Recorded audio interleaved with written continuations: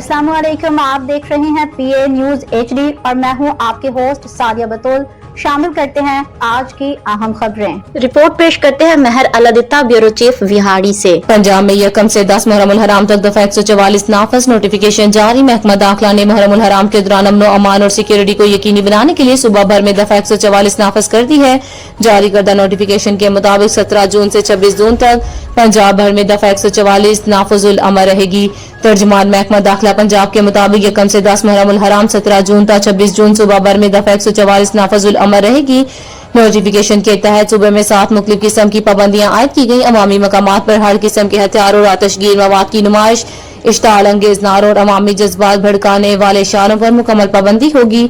इसके अलावा जुलूसों के रास्तों पर वाक़िया इमारतों की छतों पर मोर्चे बनाने और छतों पर पत्थर, ईंटें, बोतलें या दीगर अशिया जमा करने की भी इजाजत नहीं होगी। महकमा दाखिला के मुताबिक कानून नाफज करने वाले अदारों के एहलकारों के अलावा डबल सवारी पर भी पाबंदी आयद की गई है। डबल सवारी पर पाबंदी का इतलाक 9 और 10 मुहर्रम उल हराम को होगा, जबकि दीगर तमाम पाबंदियां यकम से 10 मुहर्रम उल हराम तक नाफिजुल अमर रहेंगी।